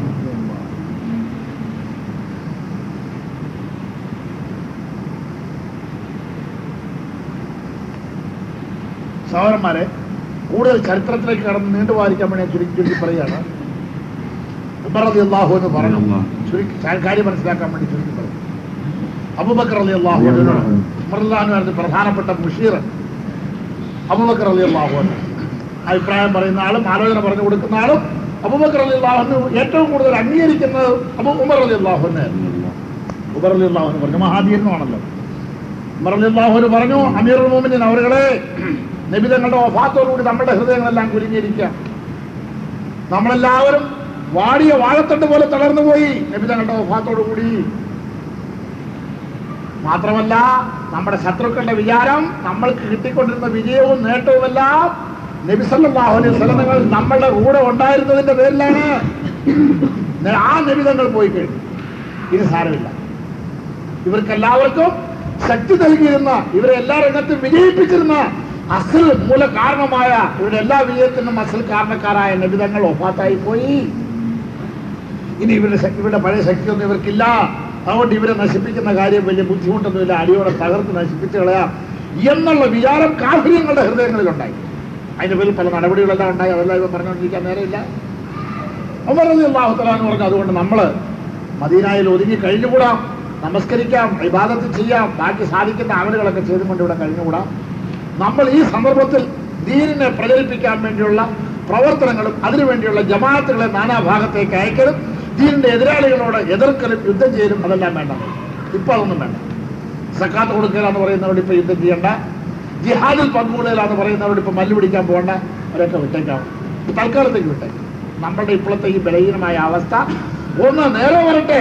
ബഹുമാനപ്പെട്ട ഉമർ റളിയല്ലാഹു അൻഹു, അബൂബക്കർ സിദ്ദീഖ് റളിയല്ലാഹു അൻഹു, അബൂബക്കർ സിദ്ദീഖ് റളിയല്ലാഹു അൻഹു ഉമർ റളിയല്ലാഹു അൻഹു മറുപടി പറഞ്ഞു, ഏതൊരു അവസ്ഥയിലാണോ ബഹുമാനപ്പെട്ട റസൂലുള്ളാഹി സ്വല്ലല്ലാഹു അലൈഹി വസല്ലം ദീനിനെ വിട്ടേക്ക് പോയത്, അതിൽ നിന്നും ഒരു കുറവും ഈ ദീനിന് വരാൻ ഞാൻ എന്റെ ജീവിതത്തിൽ സമ്മതിക്കില്ല. അയ്യുൻഖസുദ്ദീനു വാന ഹയ്യുൻ, ഞാൻ ജീവിച്ചിരിക്കുകയും ഈ ദീൻ എന്തെങ്കിലും കുറവ് വരികയും ചെയ്യും, ഞാൻ സമ്മതിക്കില്ല എന്ന് പറഞ്ഞു അബൂബക്കർ സിദ്ദീഖ്. അതുകൊണ്ട് നബിതങ്ങൾ ഈ ദീനിന്റെ ഏതൊരു അവസ്ഥയിലാണോ നമ്മളെ കയ്യിലേക്ക് ഏൽപ്പിച്ചിട്ട് പോയത്, നമ്മൾ അതേപടി അതിനെ കാത്തുരക്ഷിക്കും, അതിനൊരു കുറവ് വരാൻ സമ്മതിക്കില്ല. അവിടെ നബിതങ്ങളുടെ കാലത്ത് ഏതെല്ലാം കാര്യങ്ങൾ ചെയ്യപ്പെട്ടിരുന്നോ, നടപ്പിലാക്കിയിരുന്നോ, നടത്തിയിരുന്നോ, അംഗീകരിച്ചിരുന്നോ, അതിനെ ജനങ്ങൾ അംഗീകരിക്കണം, അതുപോലെ നടക്കണം. അതിന് വ്യത്യാസം വരുത്താൻ ഞാൻ സമ്മതിക്കില്ല. സക്കാത്ത് കൊടുക്കില്ല എന്ന് പറഞ്ഞവരോട് പറഞ്ഞു, സക്കാത്ത് കൊണ്ടുവന്ന് തന്നേ പറ്റൂ. നിങ്ങൾ നബിതങ്ങളുടെ കാലത്ത് കൊണ്ടുവന്ന് തന്നിരുന്ന ആടിന്റെ കഴുത്തുള്ള കയറോടുകൂടി ഇവിടെ വിട്ടേച്ച് പോയിരുന്നു. ഇപ്പോൾ നിങ്ങൾ വന്നേച്ചനോട് പറയുകയാണ് ഞങ്ങൾ ആടിനെ വിട്ടേച്ച് പോകണം, കയർ കൂടിക്കൊണ്ട പോകാൻ പോവാണെന്ന് പറഞ്ഞാൽ നബിതങ്ങളുടെ കാലത്ത് കൊടുത്തിരുന്ന കയറും കൂടി നിങ്ങൾ ഇവിടെ കൊടുത്തിട്ടേ പോകാൻ ഒക്കുകയുള്ളൂ. ആ കയർ നിങ്ങളോട് വാങ്ങിയെടുക്കാനും അതും കൂടി നിങ്ങൾ ഇവിടെ വിട്ടേച്ച് പോകണം എന്ന് നിങ്ങളോട് നിർബന്ധിക്കാനും വേണ്ടി നിങ്ങളോട് യുദ്ധം ചെയ്യേണ്ടി വന്നാൽ ഞാൻ യുദ്ധം ചെയ്യുന്നു. വല്ലാഹി ലൗ മനഊനി ഖാലൻ വഫി റിവായത്തിൻ അനാഖൻ കാനൂ യുഅദ്ദൂനഹാ ഇലാ റസൂലില്ലാഹി സ്വല്ലല്ലാഹു അലൈഹി വസല്ലം ലഖാതൽതുഹും അലൈഹി അയ്യുഖസുദ്ദീനു വഅന ഹയ്യ്. ദീൻ ഒരു കുറവ് വരെ ഞാൻ സമ്മതിക്കില്ല. വല്ലാഹി ലൗ ഖാതലന്ന മൻ ഫറഖ ബൈന സ്വലാത്തി വസ്സകാത്ത്, നിസ്കരിക്കാം സക്കാത്ത് കൊടുക്കില്ല എന്ന് പറയുന്നു, ഞാൻ തീർച്ചയായിട്ടും അള്ളാഹുവിന്റെ പേരിൽ സത്യമോട് യുദ്ധം ചെയ്യുമെന്ന് പറഞ്ഞു ബഹുമാനപ്പെട്ട അബൂബക്കർ സിദ്ദീഖ് ഉമർ റളിയല്ലാഹു അൻഹു. അബൂബക്കർ റളിയല്ലാഹുവിന്റെ ഉറച്ച കല്ല് പോലെയുള്ള മറുപടിയിൽ ഉമർ റളിയല്ലാഹു അൻഹു മൗനം വീക്ഷിച്ചു, ഉണ്ടാകുക. രണ്ടാമത് പിന്നെ വെളിയിലുള്ള ഇസ്ലാമിന്റെ ശത്രുക്കൾ ബഹ്റൈനിൽ അവർ ഒരുമിച്ചുകൂടി പടയുണ്ടാക്കുന്നു, എതിർക്കാൻ ഒരുങ്ങുന്നു, അങ്ങനെ പലതരത്തിലുള്ള വിഷയങ്ങൾ ഇങ്ങനെ കേട്ടപ്പോൾ ബഹുമാനപ്പെട്ട അബൂബക്കർ സിദ്ദീഖ് റളിയല്ലാഹു അൻഹു അവിടെ എല്ലാം നേരെ ഓരോ ജമാഅത്തുകളെ യാത്രയാക്കാൻ തുടങ്ങി. ഉസാമത്ത് ബിൻ സയ്യിദ് റളിയല്ലാഹു അൻഹു നബിയുടെ കൽപ്പന പ്രകാരം ഷാമിലേക്ക് അള്ളാഹുവിന്റെ ദീനിനെ പ്രചരിപ്പിക്കാൻ വേണ്ടി യാത്രയാക്കണം. ഇങ്ങനെ ഉസാമത്ത് റളിയല്ലാഹു അൻഹുവിന്റെ സൈന്യത്തെ യാത്രയാക്കാനും ബാക്കി ഇസ്ലാമിനെതിരിൽ അവിടെവിടങ്ങളിൽ കുട്ടി എതിര് ഗ്രൂപ്പുകൾ സംഘടിച്ച് ഇസ്ലാമിനെ നശിപ്പിക്കാൻ വേണ്ടിയുള്ള ശ്രമങ്ങൾ നടക്കുന്നുവെന്ന് കേൾക്കുന്നിടത്തേക്കെല്ലാം ജമാഅത്തുകളെ അയക്കാനെല്ലാം അബൂബക്കർ സിദ്ദീഖ് റളിയല്ലാഹു അൻഹു ഒരുങ്ങിയപ്പോൾ ഉമർ റളിയല്ലാഹു തആല അൻഹു മിമ്പറിൽ നിന്ന് പ്രസംഗിച്ചുകൊണ്ടിരുന്ന അബൂബക്കർ റളിയല്ലാഹു അൻഹുവിനോട് എണീറ്റ് നിന്ന് പറഞ്ഞു, ഈ നിലയിൽ ഈ ദീനിനെ എതിർക്കുന്ന ഓരോ കക്ഷികളെയും ഇപ്പൊ എതിർത്ത് ഉസാമത്ത് റളിയല്ലാഹു അൻഹുവിന്റെ സൈന്യത്തിനെയും ഇപ്പൊ യാത്രയാക്കി മദീനയെ നിങ്ങൾ കാലിയാക്കല്ലേ, മദീനയിലേക്ക് പടയെടുത്ത് വരാൻ ശത്രുക്കൾ കാത്തു നിൽക്കുന്നു. അതുകൊണ്ട് ഈ സന്ദർഭത്തിൽ തങ്ങളുടെ ഈ തീരുമാനങ്ങളെ പറ്റിയെല്ലാം ഒന്നുകൂടി പുനരാലോചിക്കണമെന്ന് ബഹുമാനപ്പെട്ട അബൂബക്കർ ഉമർ റളിയല്ലാഹു അൻഹു പറഞ്ഞപ്പോൾ അബൂബക്കർ സിദ്ദീഖ് റളിയല്ലാഹു അൻഹു മിമ്പറിന്റെ മുകളിൽ നിന്ന് സംസാരിച്ചുകൊണ്ടിരിക്കുകയായിരുന്നല്ലോ, ഇറങ്ങി വന്നിട്ട് ഉമർ റളിയല്ലാഹു അൻഹു ഓങ്ങിയൊരു അടി വെച്ചു. അടി കൊടുത്തിട്ട് പറഞ്ഞു, അജബ്ബാറൻ ഫിൽ ജാഹിലിയ്യത്തി വഖുവാറൻ ഫിൽ ഇസ്ലാം. ഇസ്ലാമിന് മുമ്പ് കാഫിർ ജാഹിലിയ്യത്തിന്റെ കാലത്ത് ഇസ്ലാമിനെതിൽ മഹാധീരനായിരുന്നു നിങ്ങളെ കേട്ട് പേടിക്കുമായിരുന്നു ആളുകൾ. ഇസ്ലാമിൽ വന്ന് നിങ്ങൾ വീരുവായി പോയെന്ന് ചോദിച്ച അബൂബക്കർ സിദ്ദീഖ് റളിയല്ലാഹു അൻഹു. അതുകൊണ്ട് തീർച്ചയായിട്ടും അള്ളാഹുവിന്റെ ദീനിനെ ലോകത്ത് പ്രചരിപ്പിക്കാനും ഹയാത്താക്കാനും നിലനിർത്താനും മാത്രമല്ല നബി സല്ലല്ലാഹു അലൈഹി വസല്ലം അള്ളാഹുവിന്റെ ദീനിന്റെ നിലനിൽപ്പിന് വേണ്ടി, അതിന്റെ വളർച്ചയ്ക്ക് വേണ്ടി, അതിന്റെ പുരോഗതിക്ക് വേണ്ടി ഏത് നടപടികൾ നബിതങ്ങൾ ചെയ്തുകൊണ്ടിരുന്നോ, ആരംഭിച്ചു വെച്ചു പോയോ, അതെല്ലാം അതേപടി ഞാൻ ചെയ്യുമെന്ന് പറഞ്ഞു. നിങ്ങൾ ആരും എന്നോട് കൂടി സഹകരിച്ചില്ലെങ്കിൽ ഞാൻ ഒറ്റയ്ക്ക് ചെയ്യുമെന്ന് പറഞ്ഞു അബൂബക്കർ സിദ്ദീഖ് റളിയല്ലാഹു അൻഹു. എന്നിട്ട് അവസാനം അബൂബക്കർ സിദ്ദീഖ് റളിയല്ലാഹു അൻഹു പറഞ്ഞ വാക്കുകൾ താരീഖിന്റെ കിതാബുകളിൽ ഇബ്നു കസീർ റഹ്മത്തുള്ളാഹി തആല അലൈഹിയെ പോലുള്ള മഹാന്മാർ രേഖപ്പെടുത്തിയിട്ടുണ്ട് തങ്ങളുടെ ചരിത്രത്തിന്റെ കിതാബുകളിൽ. അതെല്ലാം ഇപ്പൊ പറഞ്ഞുകൊണ്ടിരിക്കാൻ നേരമില്ല. അബൂബക്കർ സിദ്ദീഖ് റളിയല്ലാഹു അൻഹു ഉമർ റളിയല്ലാഹു അൻഹു പറഞ്ഞു, നമ്മൾക്ക് നമ്മുടെ ഈ നാട്ടിലുമെല്ലാം ഇസ്സത്ത് കിട്ടിയത്, മഹത്വം കിട്ടിയത് ഇതെല്ലാം ദീനിനെ കൊണ്ടാണ് ഉമറേ റളിയല്ലാഹു അൻഹു. നമുക്കെന്തായിരുന്നു ബഹുമാനം, ഈ നാട്ടിലെന്തായിരുന്നു ബഹുമാനം, ഇതെല്ലാം നമുക്ക് ഈ ദീൻ കൊണ്ടാണ് കിട്ടിയത്. ഈ ദീനില്ലെങ്കിൽ ഇത് വല്ലതുകൊണ്ടോ? ദീനില്ലെങ്കിൽ ഒന്നുമില്ല. അതുകൊണ്ട് ദീനിനെ കാത്തുരക്ഷിക്കാൻ വേണ്ടിയും അത് നിലനിർത്താൻ വേണ്ടിയും ഞാൻ സഹാബാക്കളെ മുഴുവൻ മദീനയിൽ നിന്നും യാത്രയാക്കേണ്ടി വരികയും മദീന ആണുങ്ങളില്ലാതെ ഖാലിയായി പോവുകയും മദീനയിൽ ആണുങ്ങൾ ആരുമില്ല എന്ന് ശത്രുക്കൾ മനസ്സിലാക്കി പടയെടുത്ത് മദീനയിലേക്ക് അവർ കയറി വരികയും ബാക്കിയുള്ള പെണ്ണുങ്ങളെയും കുഞ്ഞുങ്ങളെയും എല്ലാം അവർ കൊന്നൊടുക്കി കളയുകയും അവിടെ ജനാസ എടുത്തടക്കാൻ ആളുകളില്ലാതെ കാടുകളിൽ നിന്നും പട്ടികൾ വന്നവിടെ കാലിൽ പിടിച്ച് വലിക്കുന്ന അവസ്ഥ വന്നാലും ഞാൻ വകവയ്ക്കില്ല. എന്റെ മുമ്പിൽ മദീന നഗരത്തെ കാത്തു സൂക്ഷിക്കുന്നതിനേക്കാളും നമ്മുടെ പെണ്ണുങ്ങളെ കുഞ്ഞുങ്ങളെല്ലാം കാത്തു സൂക്ഷിക്കുന്നതിനേക്കാളും ഇതിനെല്ലാത്തിലും ഉപരിയായി ബഹുമാനപ്പെട്ട റസൂലുള്ളാഹി സ്വല്ലല്ലാഹു അലൈഹി വസല്ലം തങ്ങളുടെ ഭാര്യമാരായ ഉമ്മഹാത്തുൽ മുഅ്മിനീങ്ങളെ അവരുടെ ജീവനെ കാത്തുരക്ഷിക്കുന്നതിനേക്കാളും എന്റെ അടുക്കൽ അള്ളാഹുവിന്റെ ദീൻ കാത്തുരക്ഷിക്കപ്പെടലാണ് ഏറ്റവും മുഖ്യമായി. ഞാൻ സർവസ്വവും അതിനുവേണ്ടി അർപ്പണം ചെയ്യും. അള്ളാഹു ദീനിനെ നാം കാക്കുന്നതിൽ കൂടി നമ്മളെ അള്ളാഹു കാക്കും. അപ്പൊ ഈ ഉറച്ച തീരുമാനം, അതായത് പരിതസ്ഥിതി എത്ര കണ്ട് ഭയങ്കരമാണെങ്കിലും ശരി, നമ്മുടെ ചുറ്റുപാട് നമ്മളെ എത്ര കണ്ട് ഭയപ്പെടുത്തുന്നെങ്കിലും ശരി, നമ്മുടെ നിലനിൽപ്പ് തന്നെ അപകടത്തിലാണ് എന്ന് തോന്നത്തക്ക ഒരവസ്ഥയാണെങ്കിലും ശരി, നാം അള്ളാഹുവിന്റെ ദീനിനെ നിലനിർത്തുന്ന കാര്യത്തിലും അതിനെ പൂർണ്ണമായി മുറുകെ പിടിക്കുന്ന കാര്യത്തിലും അതിനെ ലോകത്ത് പ്രചരിപ്പിക്കാൻ വേണ്ടിയുള്ള പരിശ്രമത്തിലും ഒരു നിലയിൽ കൂടിയുള്ള ബലഹീനതയും കാണിക്കുകയില്ല, കുറവും വരുത്തുകയില്ല. നമ്മളുടെ എല്ലാ രക്ഷയും എല്ലാ നിലനിൽപ്പും എല്ലാ പുരോഗതിയും ഈ ദീനിൽ കൂടി മാത്രമാണെന്ന് ബഹുമാനപ്പെട്ട അബൂബക്കർ സിദ്ദീഖ് റളിയല്ലാഹു അൻഹു തറപ്പിച്ച് പറഞ്ഞു. സഹാബാക്കളെ അതേ നിലയിൽ ഉറപ്പിച്ചു നിർത്തി, അതേ നിലയിൽ പ്രവർത്തിപ്പിച്ചു ബഹുമാനപ്പെട്ട അബൂബക്കർ സിദ്ദീഖ്. അഥവാ ഈ ഉറച്ച തീരുമാനം നടപ്പിലായില്ലായിരുന്നുവെങ്കിൽ നമ്മുടെ ദൗർബല്യം കണ്ടിട്ട് നമ്മുടെ ശത്രുക്കൾക്ക് ധൈര്യം വരികയും ഒരു മദീനയിലേക്ക് പടയെടുത്ത് വരികയും മദീനയിൽ ഒരു തീ വയ്ക്കുകയും ചെയ്യുമായിരുന്നു. ഇതാണ് ഞാൻ പറഞ്ഞതെന്ന് ബഹുമാനപ്പെട്ട ആയിഷ ബീവി റളിയല്ലാഹു അൻഹ. അപ്പോൾ സഹോദരന്മാരെ, കാര്യം മനസ്സിലാക്കണം. അള്ളാഹു എനിക്ക് നിങ്ങൾക്ക് മനസ്സിലാക്കാൻ തൗഫീഖ് തരട്ടെ. ഈ ലോകത്ത് ഓരോ സമൂഹം ഓരോ ശക്തിയിൽ ഈ ലോകത്ത് നിലനിൽക്കുന്നു. പണത്തിന്റെ ശക്തിയിൽ നിലനിൽക്കുന്നവർ, അധികാരത്തിന്റെ ശക്തിയിൽ നിലനിൽക്കുന്നവർ, ബാക്കി ഓരോ തരത്തിൽ കൂടിയുള്ള ഭൗതികമായ ശക്തികളുടെ മുകളിൽ നിലനിൽക്കുന്നവർ ഉണ്ടായേക്കാം. നമുക്ക് അതിനെപ്പറ്റി തർക്കമില്ല. എന്നാൽ നബി സല്ലല്ലാഹു അലൈഹി വസല്ലം തങ്ങളുടെ ഉമ്മത്തികളായ നമ്മളൊരു പ്രത്യേക വിഭാഗമാണ്. നബി സല്ലല്ലാഹു അലൈഹി വസല്ലം തങ്ങളുടെ ഉമ്മത്തികളായ നാം ഈ ലോകത്ത് നിലനിൽക്കുന്ന സഹോദരന്മാരെ ഈമാൻ കൊണ്ടും തഖ്വ കൊണ്ടും അള്ളാഹുവിന്റെ ദീനിന്റെ പരിശ്രമം ബഹുമാനപ്പെട്ട ഉമർ റളിയല്ലാഹു അൻഹുവിന്റെ കാലത്ത് മദായിൻ നഗരം കീഴടങ്ങുകയും ആ രാജ്യത്ത് മദായിൻ കൊട്ടാരത്തില് വിലപ്പിടിച്ച ധാരാളം വസ്തുക്കൾ, സ്വർണത്തിന്റെ തകിടുകൾ, അതുപോലെ രക്തകൂമ്പാരങ്ങളെല്ലാം കൊണ്ടുവന്ന് മസ്ജിദ് നബവിയുടെ മുമ്പിൽ കൂട്ടി. മദായിനിലത്തെ കൊട്ടാരത്തിന്റെ ഭൂമി സ്വർണം തങ്കം കൊണ്ടുണ്ടാക്കപ്പെട്ട മണ്ണ്, വെറും തറ. നമ്മൾ സിമെന്റ് ഇട്ടിരിക്കുന്നില്ലേ, ഈ സിമെന്റിന് വേറെ തങ്കമായിരുന്നു, തൂണെല്ലാം തങ്കമായിരുന്നു. പിന്നെ ആ വലിയൊരു പാർക്കുണ്ടായിരുന്നു, കൃത്രിമ പാർക്ക്. മരത്തിന്റെയും പൂക്കളുടെയും ചെടികളുടെയും പാർക്കല്ല, സ്വർണം കൊണ്ടും വെള്ളി കൊണ്ടും തങ്കം കൊണ്ടും രത്നങ്ങളെ കൊണ്ടും നിർമ്മിക്കപ്പെട്ട ഒരു കൃത്രിമ പാർക്ക്. മരം, അതിന്റെ ഇല, പൂവ്, ചെടി ഇതെല്ലാം ഉണ്ട്. അതെല്ലാം സ്വർണം, തങ്കം, വെള്ളി, രത്നം ഉപയോഗപ്പെടുത്തി ഉണ്ടാക്കിയിരിക്കുന്ന, അല്ലാതെ പ്രകൃതിയാലുള്ളതല്ല. അതിന്റെ ഓരോ കഷ്ണങ്ങൾക്ക് എന്താ വില? ഇതെല്ലാം വെട്ടിമുറിച്ച് ഇതെല്ലാം കൊണ്ടുവന്ന് മദീന മസ്ജിദ് നബവിയുടെ മുമ്പിൽ കൊണ്ടുവന്ന് മല പോലെ കൂട്ടിയിട്ടു. വിലപ്പിടിപ്പുള്ള ഈ സാധനങ്ങള ഇതെല്ലാം കണ്ടുകൊണ്ട് ഒരു സഹാബി പറഞ്ഞു, നമ്മളൊരു രാഷ്ട്രമായി വളർന്നു വരികയല്ലേ, നമ്മുടെ പഴയ കാലത്തെ അവസ്ഥയല്ലല്ലോ ഇന്ന്. നമ്മളൊരു ഭരണകൂടം, ഒരു സമൂഹം, ഒരു രാഷ്ട്രം എന്നുള്ള നിലയിൽ നമ്മളായിപ്പോയില്ലേ. അപ്പം നമുക്ക് ഒരു കരുതൽ ഫണ്ട് വേണ്ടേ? നമ്മളിതെല്ലാം ഇങ്ങനെ വീതിച്ചു കൊടുത്ത് ചെലവാക്കിക്കൊണ്ട് പോയാൽ മതിയോ? ഇതെല്ലാം നമ്മളൊരു ഖസാന ഉണ്ടാക്കി നമ്മളിതെല്ലാം അവിടെ ഭദ്രമാക്കി സൂക്ഷിക്കണം. നമ്മളൊരു വലിയ രാഷ്ട്രം, വളർന്നുകൊണ്ടിരിക്കുന്ന രാഷ്ട്രം, വ്യാപിച്ചുകൊണ്ടിരിക്കുന്ന രാഷ്ട്രം, വളർന്നുകൊണ്ടിരിക്കുന്ന സമൂഹം എന്നുള്ള നിലയ്ക്ക് നമുക്ക് പല പ്രശ്നങ്ങളും ഉണ്ടാകാം. ഇതെല്ലാം സൂക്ഷിച്ചു വയ്ക്കാൻ പറ്റും. അപ്പോൾ അബൂബക്കർ ഉമർ റളിയല്ലാഹു അൻഹു അദ്ദേഹത്തോട് മറുപടി പറഞ്ഞു, ഇന്ന ശൈത്താന അൽഖാ ഹാദിഹിൽ കലിമത ഫീ ലിസാനിക വ അന്നല്ലാഹ അൽഹമനി ജവാബഹ. നിന്നെ കൊണ്ട് ഈ വാക്ക് പറയിപ്പിച്ചത് ശൈത്താനാണ്, ഇതിന് മറുപടി എനിക്ക് അല്ലാഹു തോന്നിച്ചു തന്നിട്ടുണ്ട്. ഉഇദ്ദു ലിഹാദിഹിൽ ഉമ്മത്തി അൽ ഈമാൻ ലിഹാദിഹിൽ ഉമ്മത്തി അൽ ഈമാന വത്തഖ്വ. ഈ ഉമ്മത്തികളുടെ നിലനിൽപ്പിനും രക്ഷയ്ക്കും ഈ ഉമ്മത്തികളുടെ വളർച്ചയ്ക്കുമുള്ള അസൽ ആയുധം, അസൽ അടിസ്ഥാനം, അസൽ ശക്തി ഈമാനും തഖ്വയുമാണെന്ന് പറഞ്ഞു ബഹുമാനപ്പെട്ട ഉമർ.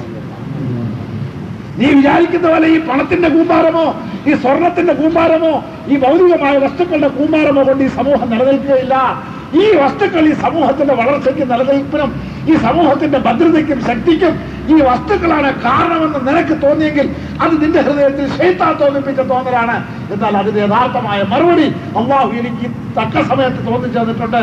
എന്റെ ഈ ഉമ്മത്തികളുടെ നിലനിൽപ്പിനും വളർച്ചയ്ക്കും ഞാൻ കരുതി വെക്കുന്ന സ്വത്ത് അസൽ വസ്തു ഈമാനും തഖ്വയുമാണെന്ന് ബഹുമാനപ്പെട്ട ഉമർ റളിയല്ലാഹു അൻഹു. സഹോദരന്മാരെ, അതുകൊണ്ട് ഈ ഉമ്മത്തി ലോകത്ത് നിലനിൽക്കുകയും വളരുകയും ചെയ്യുന്നത് ഈ ഉമ്മത്തികളിൽ രണ്ട് പ്രധാന ഗുണം ഉണ്ടായിരുന്നവരാണ്. ഒന്ന്, ഈ ഉമ്മത്തികളുടെ ജീവിതം ഈമാനും തഖ്വയുള്ള ജീവിതമായിരിക്കണം. വിശദീകരിക്കാനൊരു സന്ദർഭമല്ല. എന്താ ഈമാനും തഖ്വയും? ഒരു വാക്കാണ് നമ്മൾ സാധാരണ പറയുന്നത്. സഹോദരന്മാരെ, നമ്മളുടെ ജീവിതത്തിലെ നേട്ടവും നമ്മുടെ ജീവിതത്തിന്റെ എല്ലാവിധമായ വിജയവും പടച്ചവന്റെ അള്ളാഹുവിന്റെ അനുകൂലം കൊണ്ട് മാത്രമാണ്. ഈ ഈമാൻ, അള്ളാഹുവിന്റെ വിശ്വാസം. നമ്മുടെ വളർച്ച അള്ളാഹുവിനെ കൊണ്ടാണ്, അള്ളാഹുവിന്റെ അനുഗ്രഹം കൊണ്ടാണ്, അള്ളാഹുവിന്റെ സഹായം കൊണ്ടാണ്. അള്ളാഹുവിന്റെ സഹായവും അള്ളാഹുവിന്റെ അനുഗ്രഹവും ആർക്കാണ്? അള്ളാഹു മുത്തഖീങ്ങളുടെയും മുഹ്സിനീങ്ങളുടെയും കൂടെയാണ്. അപ്പൊ അള്ളാഹ് നമ്മുടെ കൂടെ ഉണ്ടെങ്കിൽ നമുക്ക് യാതൊരു അപകടവും ഇല്ല, നമുക്ക് യാതൊരു നാശവും വരികയില്ല, നമുക്ക് എല്ലാ വിധത്തിലുള്ള നേട്ടവും രക്ഷയും ഭദ്രതയും ഉണ്ട്. അള്ളാഹു നമ്മുടെ കൂടെ ആകണമെങ്കിൽ നാം എന്ത് ചെയ്യണം? നാം എന്തെങ്കിലും ഒരു പ്രത്യേക വിഭാഗമാണ്, വംശമാണ്, ഇനമാണ്, ഇതിന്റെ പേരിലൊന്നും അള്ളാഹു ആരുടെയും കൂടെ കൂടുതല. അള്ളാഹുവിന്റെ ആനുകൂല്യം ആർക്കും കിട്ടുകയില്ല. ഇന്ന അക്രമക്കും ഇൻദല്ലാഹി അത്ഖാക്കും. അള്ളാഹുവിന്റെ ആനുകൂല്യവും അള്ളാഹുവിന്റെ അനുഗ്രഹവും അള്ളാഹുവിന്റെ അടുക്കൽ മതിപ്പും വകവെപ്പും കിട്ടണമെങ്കിൽ തഖ്വ ഉണ്ടേ കിട്ടും. അതുകൊണ്ട് ഉഇദ്ദു ലിഹാദിഹിൽ ഉമ്മ അൽ ഈമാൻ.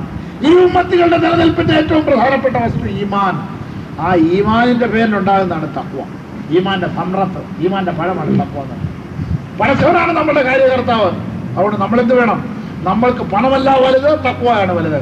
അപ്പൊ ഒരു കച്ചവടക്കാരൻ കളവ് പറഞ്ഞ് പണം ഉണ്ടാക്കുക. കളവ് പറഞ്ഞ് 1,00,000 രൂപ ഉണ്ടാകുന്നെങ്കിൽ ആ 1,00,000 രൂപയെക്കാളും അവനക്ക് ഏറ്റവും വലുത് കളവ് പറയാതിരിക്കുക എന്നുള്ള തഖ്വയാണ്. കള്ളു വിറ്റോ പന്നിയിറച്ചി വിറ്റോ ഹറാമായ മാർഗത്തിൽ കൂടിയോ ഉണ്ടാകുന്ന കോടിക്കണക്കിന് രൂപയല്ല അവന്റെ മുമ്പിൽ വലുത്, അതൊന്നും ചെയ്യാതിരിക്കുക എന്നുള്ള തഖ്വയാണ് അവന്റെ മുമ്പിൽ. അഥവാ തഖ്വ നമ്മളുടെ കൈവശമുണ്ട്, നമ്മുടെ ജീവിതത്തിലുണ്ടെങ്കിൽ അള്ളാഹു നമ്മുടെ കൂടെയാണ്, അള്ളാഹു നമ്മളെ സഹായിക്കും, അള്ളാഹു നമ്മളെ ഉയർത്തും. നമ്മുടെ ഉയർച്ചയ്ക്കും വളർച്ചയ്ക്കും ഈ ലോകത്തിന്റെ ഭൗതികമായ ശക്തികൾക്കെതിരിൽ അതുപോലത്തെ ശക്തിയല്ല നമ്മൾ ഉണ്ടാക്കേണ്ടത്. മക്കാ കാഫിര്യങ്ങൾക്കെതിരായി സഹാബാക്കളായ മഹാന്മാർ അതുപോലത്തെ പടയും ശേഖരിച്ച് ആയുധവും സംഭരിച്ചുകൊണ്ടല്ല വന്നത്. ആയുധൂലഹും മസ്തത്താണ്. സഹോദരന്മാരെ കൂടുതൽ വിശദീകരിക്കാനേ സന്ദർഭമാണ്.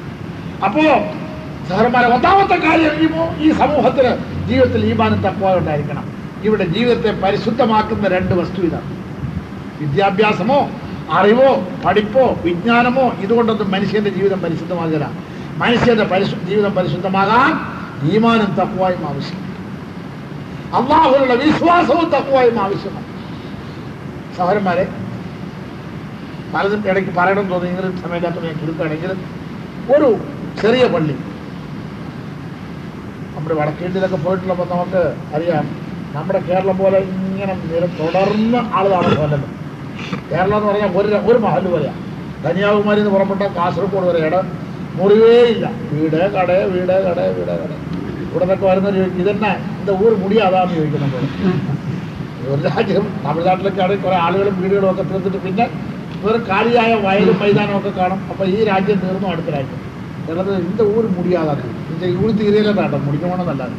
അപ്പോൾ ഞങ്ങൾ പറയും, നമ്മുടെ ഊരിലെ ഊര് മുടിയാതെ അവിടെ തുടർന്ന് നിരന്തരമാണ്. അപ്പോൾ വടക്ക ഇന്ത്യയിൽ തമിഴ്നാട്ടിലൊക്കെ ഒരു രാജ്യം എന്ന് പറഞ്ഞാൽ അത് 10,000 1000 വീട് ഒരു പ്രദേശം. അത് കഴിഞ്ഞ് പിന്നെ വികട പ്രദേശം, പിന്നെ അത് കഴിഞ്ഞിട്ട് 2 മൈൽ 3 മൈൽ കഴിഞ്ഞു ഒരു രാജ്യത്തെ പള്ളി, രാജ്യത്തിൻ്റെ അതിർത്തിയിലുള്ള ഒറ്റയ്ക്കുള്ള ഒരു പള്ളി. അടുത്ത ഗ്രാമത്തിൽ നിന്ന് ഒരു പെണ്ണ് വൈകുന്നേരം ആയപ്പോൾ അത് വീട്ടിലേക്ക് വരാൻ വേണ്ടി പുറപ്പെട്ടു. വഴിയിൽ മഴയായി. മഴയിൽ നിന്ന് രക്ഷപ്പെടാൻ വേറെ ഒരു മാർഗവും കണ്ടില്ല. രാജ്യത്ത് നിന്ന് ഒതുങ്ങിയ ആ പള്ളിയിലേക്ക് കയറിപ്പോയി. ചുരുക്കി പറയുക, കാര്യം മനസ്സിലാക്കാൻ വേണ്ടി മാത്രം. എത്താൻ പറഞ്ഞ് നീട്ടിക്കൊണ്ട് പോകേണ്ട കാര്യമൊന്നുമില്ല. നനഞ്ഞ് ചെറുപ്പക്കാരിയായ ഒരു പെണ്ണ് മഴ നനഞ്ഞ് കയറിപ്പോയ എന്തായിരിക്കും ആ സ്ത്രീയുടെ അവസ്ഥ? ശരീരം മുണ്ടെല്ലാം നനഞ്ഞ് ശരീരത്തോട് ഒട്ടിപ്പിടിക്കുന്നില്ല. ചെറുപ്പക്കാരിയായ യുവതിയായ പെണ്ണാണ്. പള്ളിയിൽ ആരുമില്ല, മഴ സമയമാണ്. ഖത്തീബ് മാത്രമേ ഉള്ളൂ. അദ്ദേഹത്തിൻ്റെ മുറിയിൽ, പള്ളിയുടെ ഒരു ഭാഗത്തുള്ള മുറിയുണ്ട്, ആ മുറിയിലൊക്കെ ഇരിക്കുകയാണ്. പോയി ഈ സ്ത്രീ പോയി വാതിൽ തട്ടി. വാതിൽ പെട്ടെന്ന് തുറന്നു. അകത്ത് ഏതോ ഒരു കിതാബ് നോക്കിക്കൊണ്ടിരുന്ന ചെറുപ്പക്കാരനായ ഖത്തീബ് നോക്കിയപ്പോൾ നല്ല സൗന്ദര്യവതിയായ പെണ്ണ് നനഞ്ഞ് കുളിച്ച് കയറി വന്നിരിക്കുകയാണ്. പിന്നെ അദ്ദേഹം ആ റൂമിൽ നിന്ന് പുറത്തിറങ്ങിയിട്ട് പറഞ്ഞു, ഈ റൂമിൽ പോയി ഇതിൻ്റെ തുണിയെല്ലാം പിഴിഞ്ഞ് കുളിപ്പിച്ചു, എന്നിട്ട് അവിടെ ഇരുന്നു എന്ന് പറഞ്ഞ് ഇദ്ദേഹം വന്ന് പള്ളിയിൽ. രാത്രിയായപ്പം അദ്ദേഹത്തിന് വൈകുന്നേരം ചാപ്പാട്, വീടുകളിൽ നിന്നുള്ളതനുസരിച്ച് ചാപ്പാട് കൊണ്ടുവന്നപ്പോൾ അദ്ദേഹം പറഞ്ഞു, ചാപ്പാട് വാങ്ങിച്ച് കുറച്ച് കഴിച്ചിട്ട് ബാക്കി ആ പാത്രം മുമ്പിൽ കൊണ്ടേ വാതിക്കൽ വെച്ചിട്ട് ആ സ്ത്രീയോട് വിളിച്ച് പറഞ്ഞു, ഈ ചാപ്പാട് അകത്തേക്ക് എടുത്ത് കഴിച്ചോ, നിസ്കരിച്ചിട്ട് കിടന്ന് ഉറങ്ങിക്കോ, പടച്ചോ നിന്നെ എന്നെയും കാക്കട്ടെ. കാരണം ഒരു പെണ്ണും ഒരാണും ഒരു സ്ഥലത്ത് ഒറ്റപ്പെട്ടാൽ നബി സല്ലല്ലാഹു അലൈഹി വസല്ലം നമ്മൾ പറഞ്ഞു, മാ ഖലാ റജുലുൻ മിൻ ഇംറഅത്തിൻ ഇല്ലാ കാന സാലിസുഹു ശൈത്താൻ. ഒരാണും ഒരു പെണ്ണും ഒറ്റപ്പെട്ടാൽ മൂന്നാമത്തെ ഒരു ശൈത്താൻ അവിടെ വരും. വയർലെസ് സന്ദേശം പോലെ പെണ്ണിന്റെ ഹൃദയത്തിൽ നിന്ന് ആണിന്റെ ഹൃദയത്തിലേക്ക്, ആണിന്റെ ഹൃദയത്തിൽ നിന്ന് പെണ്ണിന്റെ ഹൃദയങ്ങളിലേക്ക് സന്ദേശം കൈമാറ്റിച്ചുകൊണ്ടിരിക്കും ശൈത്താൻ എന്ന് റസൂലുള്ളാഹി സ്വല്ലല്ലാഹു അലൈഹി വസല്ലം. അതുകൊണ്ട് ഒരിക്കലും അങ്ങനെ ചെയ്യരുത്. പോട്ടെ, അതെല്ലാം പറഞ്ഞിരിക്കാൻ ഇപ്പോൾ ഒരു സന്ദർഭമല്ല. ഏതായാലും ഇദ്ദേഹം ഇങ്ങനെ പറഞ്ഞ ആഹാരം കൊണ്ട് വെച്ച് കൊടുത്തു. ആഹാരമെല്ലാം കഴിഞ്ഞു, ഇശാസ്കാരം കഴിഞ്ഞു. ആ പെണ്ണ റൂമിൽ കിടന്നിറങ്ങി. ഇദ്ദേഹം പള്ളിയുടെ ഒരു ഭാഗത്ത് കിടന്നിറങ്ങി. ആ കാലത്ത് പള്ളിയിൽ ഇന്നത്തെ പോലെ ലൈറ്റ് ഇലക്ട്രിക്കൊന്നും ഇല്ലാത്ത കാലം ഈ ചെറിയ പാത്രത്തിൽ നല്ലെണ്ണ പോലെയുള്ള എണ്ണ ഒഴിച്ചിട്ട്, വെളിച്ചെണ്ണ പോലെയുള്ള എണ്ണ ഒഴിച്ച് തിരി ഉണ്ടാക്കിയിട്ട് കത്തിക്കുന്ന കാലം. രാത്രി ഇദ്ദേഹം കിടന്നുറങ്ങുകയല്ലേ, ശൈത്താനുണ്ടല്ലോ, അതായത് മനുഷ്യനല്ലേ, ഇദ്ദേഹത്തിൻ്റെ ഹൃദയത്തിൽ ദുഷിച്ച ചിന്തകളുണ്ട്. അടുത്ത മുറിയിലൊറ്റയ്ക്ക് ഒരു ചെറുപ്പക്കാരിയായ പെണ്ണുണ്ട്. ആരും തടസ്സമില്ല. രാജ്യത്തിൽ നിന്നെല്ലാം ഒതുങ്ങിയ ഒറ്റപ്പെട്ട പള്ളി, ആരും ശല്യം ചെയ്യാൻ.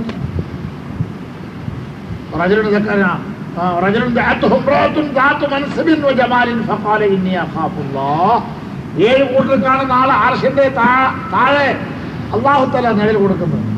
അതിലൊരാളാരാ? പടച്ചവന്റെ ഭയം കാരണം മാത്രമായി ഒരു സ്ത്രീയിൽ നിന്നും ഒഴിഞ്ഞു മാറിപ്പോയത്. ബാക്കി എല്ലാ സൗകര്യങ്ങളും ഉണ്ട്. അള്ളാഹുവിന്റെ ഭയമല്ല, വേറെ ഒരു തടസ്സമില്ല. പക്ഷെ അള്ളാഹുവിന്റെ പേടി അവനെ ആ സ്ത്രീയിൽ നിന്നും അകറ്റി മാറ്റി കളഞ്ഞു. അവനെ അള്ളാഹു നാളെ ഖിയാമത്ത് നാളിൽ മഹ്ശർ മൈതാനത്തിൽ അർശിന്റെ തണലിൽ നിർത്തുമെന്ന് റസൂലുള്ളാഹി സ്വല്ലല്ലാഹു അലൈഹി വസല്ലം. ഇദ്ദേഹത്തിന്റെ മനുഷ്യനല്ലേ, രാത്രി ചിന്ത ഉണ്ടായി, എണീറ്റു. ആ മനുഷ്യന്റെ ഹൃദയത്തിൽ പല വികാരത്തിന്റെ തള്ളൽ.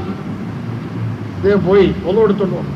2 റക്അത്ത് നിസ്കരിച്ചു. പടച്ചവനെ രക്ഷിക്കട്ടെ, പടച്ചവനെ. എന്നിട്ട് മനസ്സ് അടങ്ങുന്നില്ല, വികാരങ്ങളാണ്. അപ്പോൾ ഈ വിളക്കിങ്ങനെ ചെറിയ കത്തുന്നുണ്ട്. വിരലിങ്ങനെ കാണിച്ചു.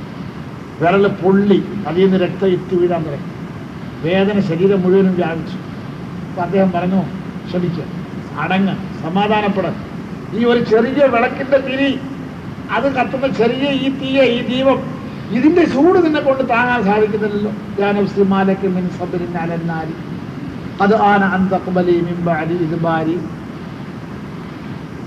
നഫ്സിനോട് പറഞ്ഞു, നീ അതുകൊണ്ട് സമാധാനപ്പെടാം. നാളെ ആഖിറത്തിൽ അള്ളാഹുവിന്റെ ശിക്ഷ വളരെ കടുപ്പമാണ്, നരകവേദന വളരെ കടുപ്പമാണ്. അതിൽ നിന്നെ ആരും സഹായിക്കാൻ കാണില്ല. നീ അഥവാ നിന്റെ വികാരങ്ങൾക്കും നിന്റെ താല്പര്യങ്ങൾക്കും നീ കീഴ്പ്പെട്ടാൽ അള്ളാഹു നിന്നെ വിടുകയില്ല. അള്ളാഹു നിന്നെ നാളെ ആഖിറത്തിൽ കഠിനമായി ശിക്ഷിക്കും. നരകത്തിന്റെ തീ കടുപ്പമാണ്. അവിടെ മനുഷ്യരെ കല്ലിയിട്ട് കത്തിക്കപ്പെടും. അത്രയ്ക്ക് ഭയങ്കരമാണ് സഹോദരന്മാരെ.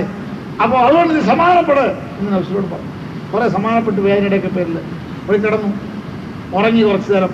പിന്നെ എണീറ്റു, പിന്നെയും ഉണ്ടായി ദുർവിചാരം. പിന്നെയും പോയി ഒന്നിച്ച് 2 റക്അത്ത് നിസ്കരിച്ചു. മനസ്സടങ്ങാനിട്ട് വിരൽ പിന്നെയും കത്തിച്ചു.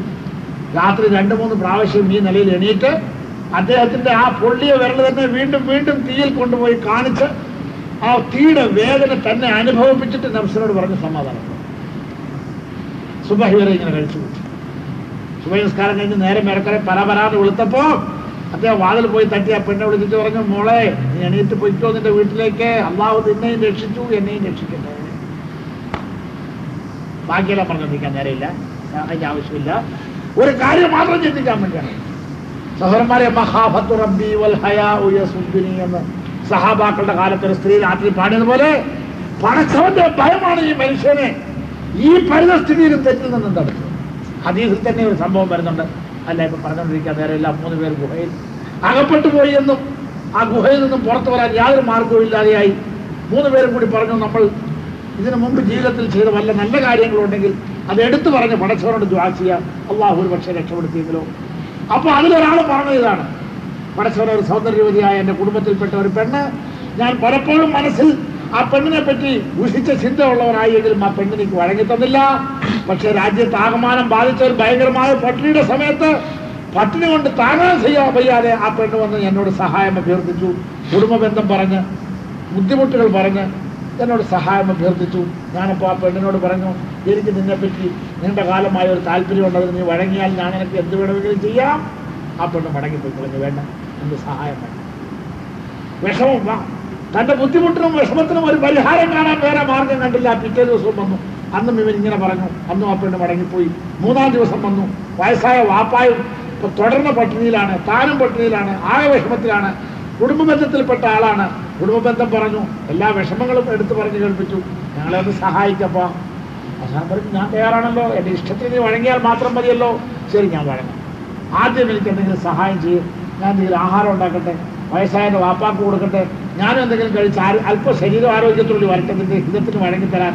ഇതെല്ലാം സംഭവിച്ചു പോയി. ശാപ്പാടെല്ലാം കഴിച്ച് തിരികെ വന്നു. ഹദീസിന്റെ വാക്ക് വളരെ വ്യക്തമാണ്, അത്രയും വ്യക്തമാക്കി പറയാൻ എന്നെ കൊണ്ട് പറ്റുന്നില്ല.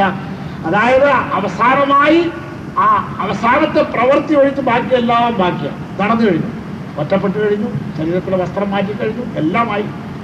അങ്ങനെ അവസാനം അവന്റെ ആ ദുഷ്ടന്റെ കീഴിൽ കിടന്നുകൊണ്ട് ആ സ്ത്രീ പറഞ്ഞു, പടച്ചവനെ നീ ഭയപ്പെടും.